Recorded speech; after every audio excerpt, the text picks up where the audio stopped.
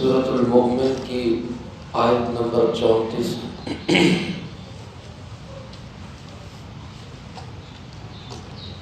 الحمدللہ وکفی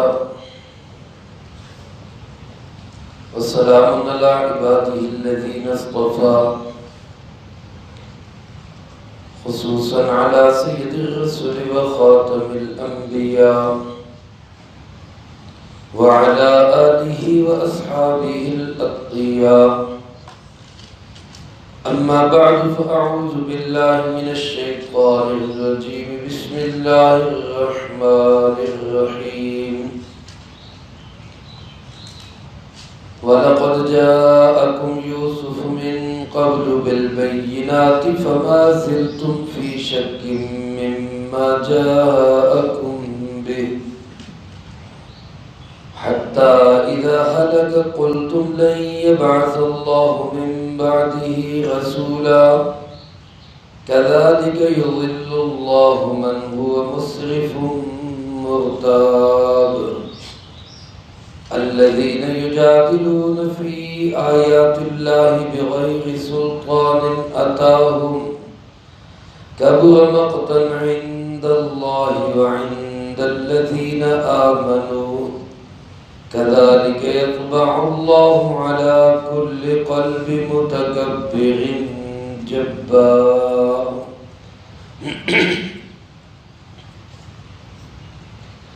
وَلَقَدْ جَاءَكُمْ يُوسُفُ مِنْ قَبْلُ بِالْبَيِّنَاتِ، اور یقیناً لائے تمہارے پاس یوسف علیہ السلام اس سے پہلے واضح دلائل۔ فَمَا زِلْتُمْ فِي شَكٍّ، بس تم مسلسل شک کرتے رہے، مِمَّا جَاءَكُمْ بِهِ، اس پیغام پہ جس کو وہ لے کر آئے، حتیٰ اذا ہلک، حتیٰ کہ جب وہ دنیا سے چلے گئے، قلتم لن یبعث اللہ من بعدہ رسولا، تو تب تم کہنے لگے کہ ان جیسا رسول ان کے بعد کوئی بھی اللہ نہیں بھیجے گا۔ کذالک یضل اللہ، اسی طرح اللہ پاک گمراہی کا فیصلہ کر دیتے ہیں ہر اس شخص کا، من ہوا مسرف مرتاب، جو حد سے بڑھنے والا اور شکی مزاج ہو۔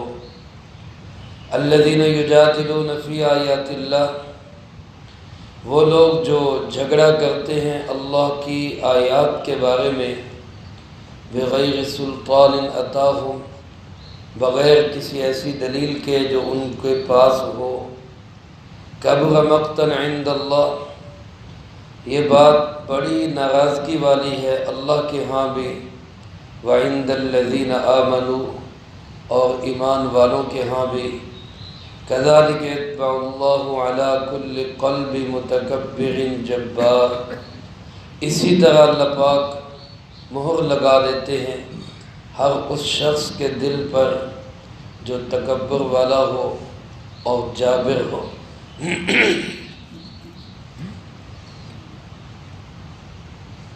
فرعون کے پارلیمنٹ میں اس کے ایوانہ اقتدار کے اندر اسی کی قوم کا ایک شخص جس کا نام بعض حضرات نے حزقیل لکھا ہے، بعض نے شمعان لکھا ہے، جو موسیٰ علیہ السلام پہ ایمان بھی لایا اور اس نے بھرے دربار کے اندر موسیٰ علیہ السلام کی حمایت بھی کی اور فرعون کو اس کے ارادہ قتل سے باز رکھنے کی کوشش کی۔ اپنی تقریر کے دوران اس نے پہلی قوموں کے حالات کا ذکر بھی کیا، قوم عاد، قوم سمود، قوم نوح، کہ جو کچھ ان کے ساتھ ہوا، اگر تمہاری روش ڈگر تبدیل نہ ہوئی تو خدشہ ہے کہ تمہارے ساتھ بھی وہی کچھ ہوگا۔ اسی میں اس نے تذکرہ کیا حضرت یوسف علیہ السلام کا، فرمایا تمہارے پاس یوسف علیہ السلام بھی آئے اور واضح دلائل اور نشانیاں لے کر آئے، بینات۔ بینہ علماء نے لکھا اس نشانی کو کہتے ہیں جس کو ثابت کرنے کے لیے کسی دلیل کی ضرورت نہ پڑے۔ جیسے دوپہر کے 10 11 12 بجے کوئی شخص پوچھے کہ بھئی اب وقت کیا ہے، دن ہے یا رات ہے، تو اس کو کہا جائے کہ بھئی دن ہے، تو کوئی عقل مند انسان دلیل نہیں مانگے گا کہ دن ہونے کی دلیل کیا ہے۔ اگر کوئی مانگے گا تو بندہ اس کی جو ہے تھپڑ مار کے کہے گا باہر نکل کے دیکھو سورج چمک رہا ہے۔ تو یہ جو دوپہر کا سورج ہے یہ بینہ ہے، واضح دلیل ہے کہ دن ہے۔ ایسی روشن اور واضح دلیل کو بینہ کہا جاتا ہے۔ تو یوسف علیہ السلام تمہارے پاس واضح دلائل لے کر آئے، لیکن تم مسلسل شک میں مبتلا رہے۔ دین کے معاملے میں، حق کے معاملے میں تم شک کرتے رہے۔ پھر جب وہ دنیا سے چلے گئے تو پھر تم ان کو یاد کر کر کے رویا کرتے تھے اور کہا کرتے تھے کہ ان جیسا رسول تو اب اللہ بھیجے گا ہی نہیں، ان جیسا تو کوئی رسول اب آ ہی نہیں سکتا۔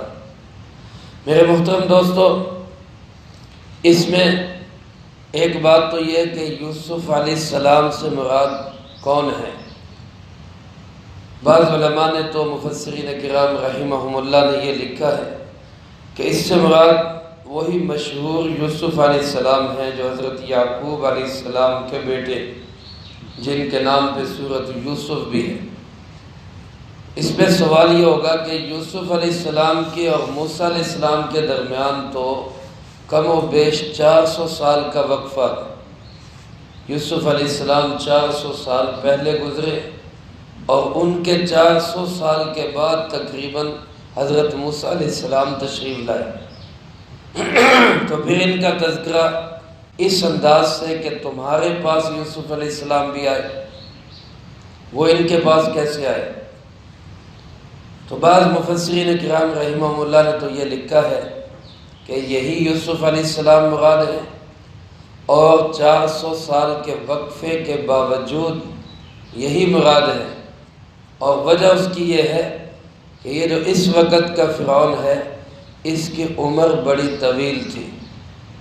یہ حضرت یوسف علیہ السلام کے زمانے میں بھی موجود تھا، یعنی 400 سال کی عمر کم و بیش اس فرعون نے پائی۔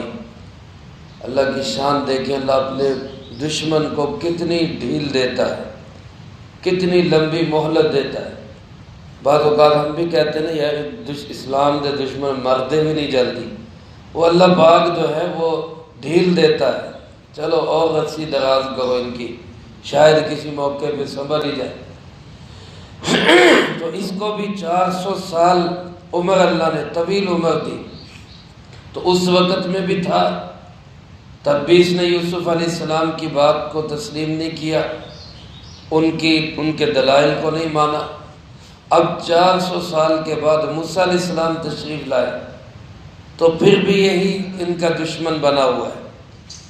اس وقت جب یوسف علیہ السلام دنیا سے چلے گئے تو پھر یہ کہا کرتا تھا کہ یار وہ بڑے اچھے انسان تھے، ہم نے ان کی قدر نہیں کی، ان کی بات نہیں مانی، ان کو ہم نے کوئی عزت نہیں دی، یا ہم نے ان کا اقتدار تسلیم نہیں کیا، مان لیتے تو بڑی اچھی بات تھی۔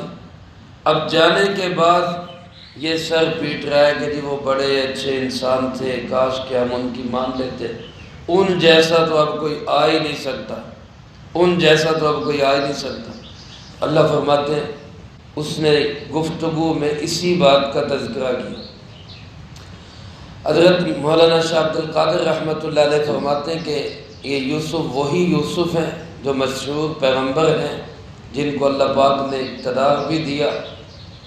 تو مراد یہاں پہ یہ ہے کہ جتنا عرصہ وہ حکومت میں رہے انہوں نے مصر کا نظام بہت اچھا چلایا، معاشی نظام بھی بہت اچھا تھا، حتیٰ کہ مصر اس وقت پوری دنیا کے لیے ایک یوں کہہ لیں کہ ایک سپورٹ کرنے والا ملک بن گیا۔ جیسے دنیا کے اندر بعض ممالک ہوتے ہیں جو دوسرے کمزور ملکوں کو سپورٹ کرتے ہیں، ایڈ دیتے ہیں، مصر کی پوزیشن یوسف علیہ السلام نے یہی بنا دی تھی۔ غلے کی فراوانی، حالانکہ قحط کا زمانہ تھا، دنیا جہان کے ممالک سے غلہ لینے کے لیے لوگ مصر میں آیا کرتے تھے، پھر جب یوسف علیہ السلام دنیا سے چلے گئے اور دوسرے لوگ حکمران بنے اور اقتدار میں آئے تو معیشت کا ایسا بھٹا بیٹھا کہ پھر مصر والے یوسف علیہ السلام کو یاد کر کر کے رویا کرتے تھے، یار وہ بڑے اچھے بادشاہ تھے، ان کے دور میں تو ایسی سہولتیں تھیں اور ایسی جو ہے فراوانی تھی اور ایسے ہر چیز وافر مقدار میں ملتی تھی۔ جیسے اب ہم وہ چوروں کی حکومت کو یاد کر کر کے روتے کہ یہ حاجیوں کی حکومت سے تو وہ چوروں کی حکومت اچھی تھی، 55 روپے میں چینی یہاں کی دکانوں سے تو مل جاتی تھی، اب لائن میں لگ کے جو ہے 2 ڈھائی گھنٹے لائن میں لگتے ہیں، پھر بھی جا کے 80-85 روپے کلو چینی ملتی۔ تو اب ہم بھی یاد کر کے روتے ہیں، اللہ ہمارے ملک کے حال پہ رحم فرمائے اور ہمیں اچھے حکمران نصیب فرمائے۔ تو بہرحال یوسف علیہ السلام بھی جب تک اقتدار میں رہے مصر والوں نے ان کی قدر نہیں کی، جب وہ دنیا سے چلے گئے تو پھر یوسف علیہ السلام کو یاد کر کر کے رویا کرتے تھے، یار وہ بڑے اچھے انسان تھے، ہم نے ان کی قدر نہیں کی۔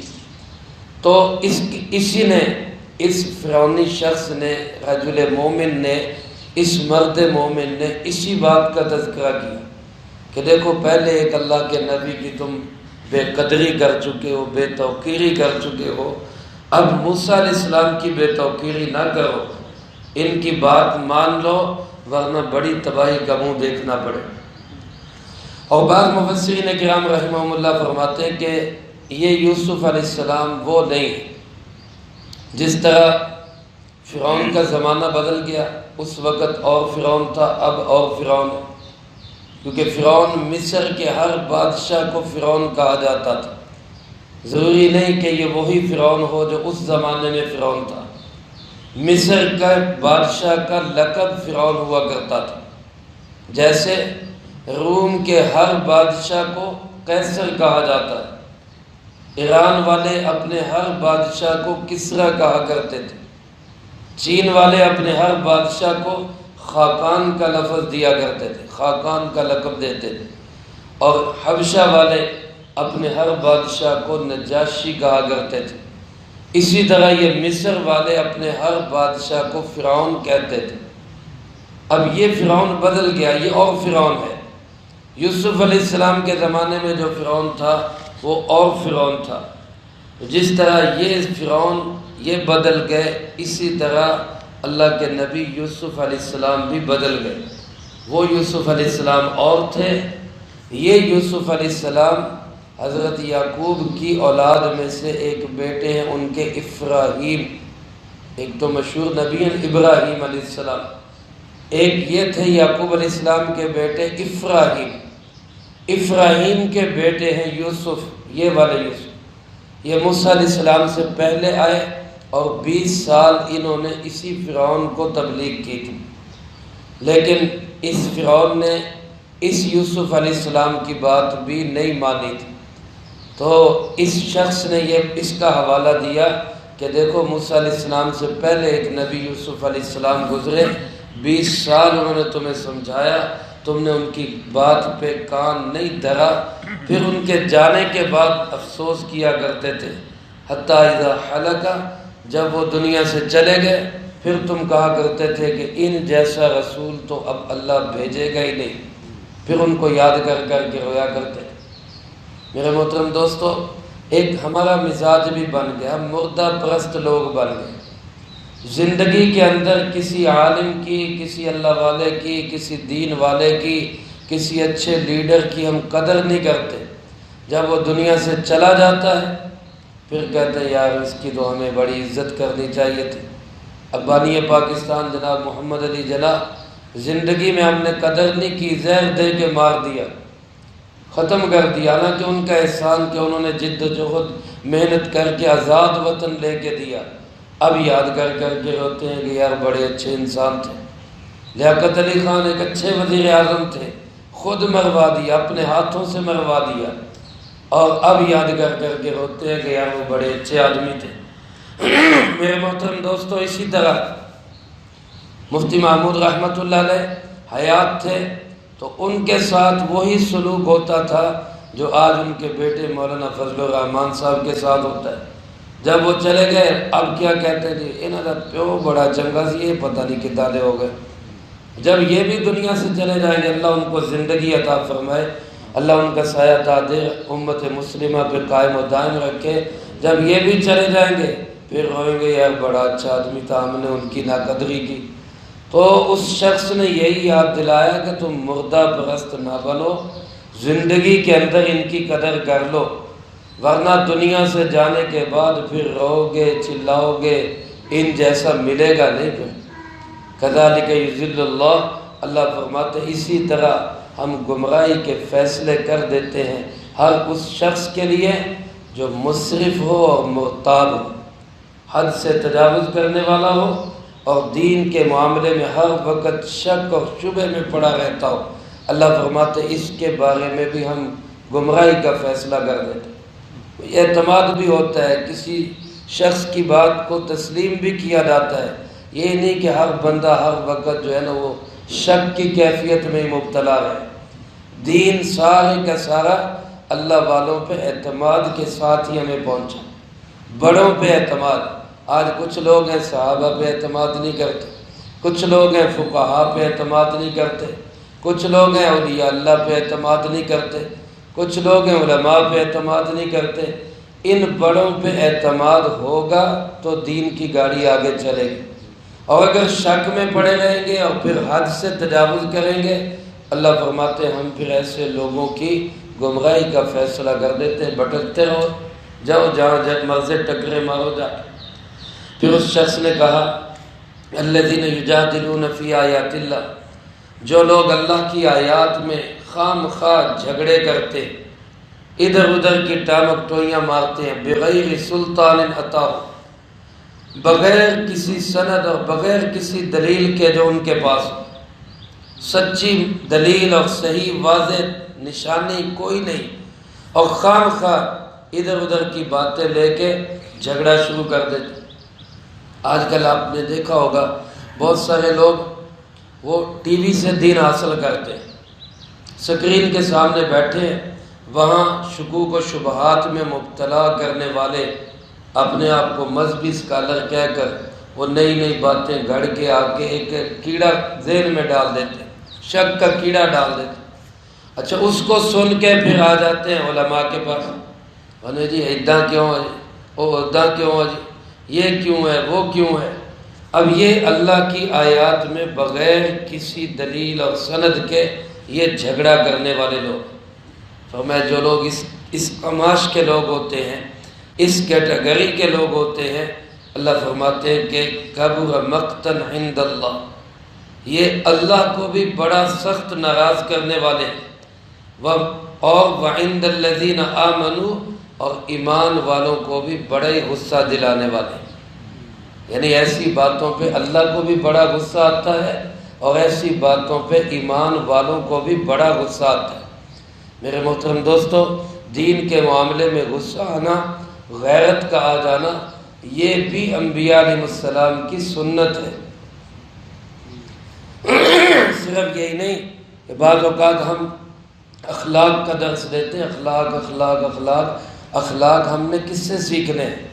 ہمارے اپنے گھر کے اخلاق ہیں, ہماری مرضی کے اخلاق ہیں.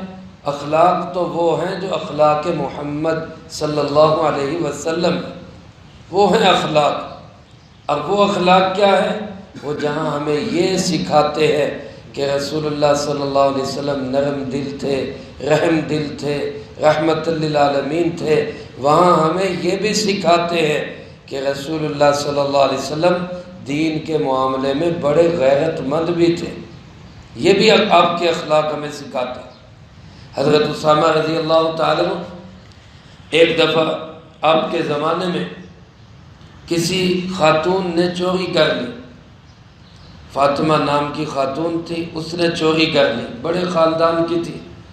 اب چوری ثابت ہو گئی, رسول اللہ صلی اللہ علیہ وسلم نے فیصلہ فرمایا کہ بھئی اس کا ہاتھ کاٹا جائے, جو چور کی سزا ہے وہ اس کو دی جائے.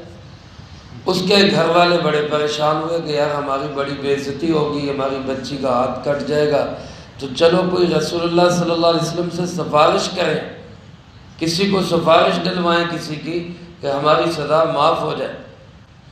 تو انہوں نے اور کوئی نہ ملا، حضرت اسامہ رضی اللہ تعالیٰ جو رسول اللہ صلی اللہ علیہ وسلم کے منہ بولے بیٹے حضرت زید کے بیٹے تھے، اور رسول اللہ صلی اللہ علیہ وسلم کو اپنے پوتے کی طرح ان سے بڑی محبت، بڑا ہی پیار تھا، بڑی ان کا احترام کرتے تھے آپ۔ تو انہوں نے سوچا کہ اس سے سفارش کرواتے، یہ بھی نوجوان تھے، اس بات کو سمجھ نہ سکے، جا کے رسول اللہ صلی اللہ علیہ وسلم سے سفارش کر دی کہ جی آپ اس کا جو ہے نا سزا اس کی معاف کر دیں۔ تو وہاں علماء نے لکھا ہے رسول اللہ صلی اللہ علیہ وسلم کا چہرہ انور غصے سے سرخ ہو گیا، اور علماء نے لکھا ہے، سیرت نگاروں نے لکھا ہے شمائل کے اندر کہ آپ صلی اللہ علیہ وسلم کے یہاں پیشانی پہ ایک رگ تھی، یا درمیان میں، بالکل درمیان میں پیشانی کے اوپر، غصے کے وقت یہ پھول جایا کرتی تھی، آپ کی یہ رگ پھول گئی، اتنا غصہ آیا آپ کو، اور آپ نے ارشاد فرمایا کہ تم سے پہلی قومیں اس لیے برباد ہو گئی تھی کہ جب ان میں کوئی طاقتور جرم کرتا تھا تو اس کو معاف کر دیا جاتا تھا، اور جب کوئی کمزور جرم کرتا تھا تو اس کو لٹکا دیا جاتا تھا، اسی لیے پہلی قومیں برباد ہو گئی۔ ایک قانون کو انہوں نے طاقتوروں کے لیے موم کی گڑیا بنا دیا ہوتا تھا، اور آپ نے پھر وہاں ایک تاریخی جملہ ارشاد فرمایا واللہ لو سرقت فاطمۃ بنت محمد لقطعت یدہا، اللہ کی قسم یہ فاطمہ تو اور فاطمہ ہے، محمد کی بیٹی فاطمہ بھی چوری کرے تو میں اس کا بھی ہاتھ کاٹ دوں، اس کے ساتھ بھی کوئی رعایت نہیں۔ یہ مقدس ہستیاں میرے محترم دوستو، اللہ ان پہ سلام اور کروڑوں رحمت نازل فرمائے، تو دینی معاملات میں غیرت پیدا کرنا، غصہ پیدا کرنا، یہ بھی رسول اللہ صلی اللہ علیہ وسلم کی سنت ہے، یہ بھی اخلاق محمد ہے صلی اللہ علیہ وسلم۔ اخلاق صرف میٹھے میٹھے اخلاق ہی نہیں ہے، دین کے معاملے میں کڑوا ہو جانا یہ بھی رسول اللہ صلی اللہ علیہ وسلم کا اخلاق ہے۔ تو اللہ پاک نے فرمایا جس طرح کہ یہ جھگڑے پیدا کرتے ہیں دین کے معاملے میں، اس سے اللہ بھی ناراض ہوتا ہے، ایمان والے بھی ناراض ہوتے ہیں۔ اگر دینی معاملے میں ہمیں ناراضگی پیدا نہیں ہو گئی تو پھر اس کا مطلب اپنے ایمان کو چیک کرے، ہمارا ایمان تو نہیں ختم ہو گیا۔ ہم نے آج اپنے لیڈروں کو اتنا سر پہ چڑھا لیا کہ وہ سیاہ کرے ہم کہتے ہیں یہ بھی ٹھیک ہے، وہ سفید کرے ہم کہتے ہیں یہ بھی ٹھیک ہے، ہمارے لیڈر نے کیا یہ ٹھیک ہے۔ اتنا سر پہ سوار نہیں کرنا چاہیے، غلطی ہر انسان سے ہوتی ہے سوائے انبیاء علیہ السلام کے۔ تو اگر آج ہمارے لیڈر سے کوئی دینی غلطی ہو جائے تو ہمیں دین کو سامنے رکھنا چاہیے، لیڈر کو سامنے نہیں رکھنا چاہیے، اس پہ ناراضگی کا اظہار کرنا چاہیے۔ یہ ایمان والے کی نشانی ہے، ایمان والے کو دین کے معاملے میں غصہ آتا ہے، جیسا کہ خود اللہ رب العالمین کو دین کے معاملے میں غصہ آتا ہے۔ اللہ پاک فرماتے ہیں کہ جو اس طرح دین کے معاملے میں جھگڑے پیدا کرتے ہیں تو پھر ایک وقت آتا ہے اللہ ان کے دلوں پہ ٹھپے لگا دیتا ہے۔ کذالک یطبع اللہ، اللہ اسی طرح ٹھپے لگا دیتا ہے ہر اس شخص کے دل پر جو متکبر ہو اور جبار، جس کے دل دماغ میں تکبر بھرا، وہ خود کو یہ سمجھے جی بس میں ہی ٹھیک ہوں باقی سارے غلط ہیں، میں ہی محب وطن ہوں باقی سارے غدار وطن ہیں، میں ہی صحیح لائن پہ ہوں باقی سارے غلط لائن پہ ہیں، یہ متکبر ہے۔ اور جبار کہ جو دوسروں کو انسان ہی نہ سمجھے، کیڑے مکوڑے سمجھے، اور دل ایسا سخت ہو جائے کہ لوگوں کی جان بھی لینی پڑے تو وہ اس سے دریغ نہ کرے، ان کو بھی مار دو میرا اقتدار رہنا چاہیے۔ اللہ فرماتے ہیں ایسے متکبر اور جبار کے دل پہ پھر ہم ایسے تالے لگا دیتے ہیں کہ حق کی کسی بات کا اس پہ اثر نہیں ہوتا۔ میرے محترم دوستو، یہ فرعونی سوچ اور فرعونی مزاج ہے کہ انسان حق کی بات کو بالکل قبول ہی نہ کرے۔ اللہ مجھے آپ کو ایسی طبیعت اور ایسے مزاج سے محفوظ رکھے، جب حق کی بات سامنے آئے تو اسے ہمیں دل و جان سے تسلیم کرنا چاہیے۔ اللہ مجھے آپ کو سب کو اس کی توفیق نصیب فرمائے۔ اس کی یہ تقریر سن کر فرعون نے کیا آرڈر کیے اس کا تذکرہ اللہ پاک نے اگلی آیات میں کیا ہے، اور مزید اس نے اپنی گفتگو میں کیا کہا وہ بھی اگلی آیات میں آئے گا۔ اللہ پاک سے دعا ہے اللہ مجھے آپ کو سب کو قرآن و سنت کی صحیح سمجھ نصیب فرمائے، جو کہا سنا اس کو زندگی میں لا کے دوسروں تک پہنچانے کی توفیق عطا فرمائے۔ اللہم انت السلام و منک السلام۔